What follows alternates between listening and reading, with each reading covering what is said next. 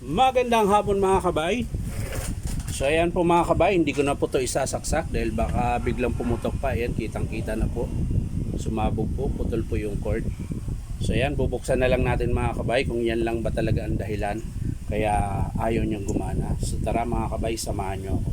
So ayan mga kabay, naluwagan ko na po yung screw. So babaklasin na natin mga kabay. Ayun, may isa pa pala nakalimutan. Yung special na screw. So ayan, sa uulitin mga kabay, Merry Christmas ulit sa inyo.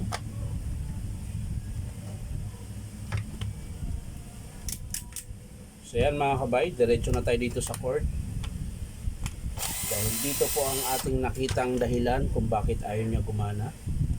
Ayan. So, luluwagan na natin yung terminal. Ayan, screw. Ayan mga kabay. So, ayan, bubunutin ko na lang lahat ng mga kabay. Ayan. Dahil putol po siya. Ayan. Ayan.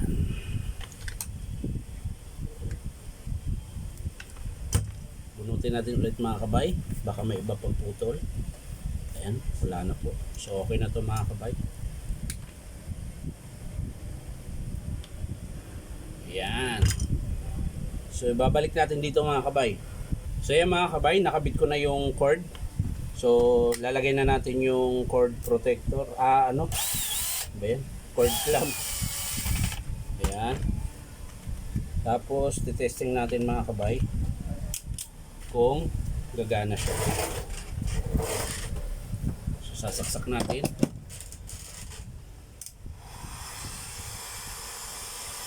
Init, lagyan natin ng init mga kabay.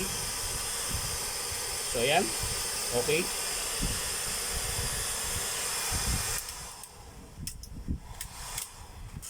So ayan mga kabay, wiring lang po ang sira. So isasara na natin mga kabay para matesting natin ng maayos. So ayan mga kabay, hihigpitan ko na lang yung screw. Ayan. Tapos testing natin ulit mga kabay.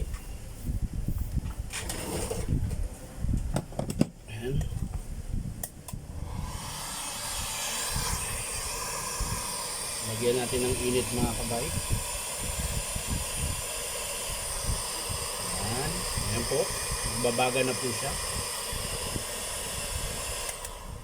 So okay na mga kabay. Wiring lang ang sira. Ito po yung adjustan niya ng init mga kabay. Ayan. Ito po yung rotary button niya. Ayan. So ito po yung pinipihit ko kung gusto kong lagyan na para magbaga siya.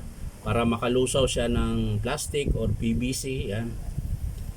So yan lang mga kabay, maraming salamat sa panunood at pa-like and share na rin po. At syempre, paki-subscribe din nyo po ang aking Inom Tabay na YouTube channel. Nandun po lahat, bali doon ko po pinupost yung mahaba na video. So yan lang po mga kabay, maraming salamat. Bye-bye.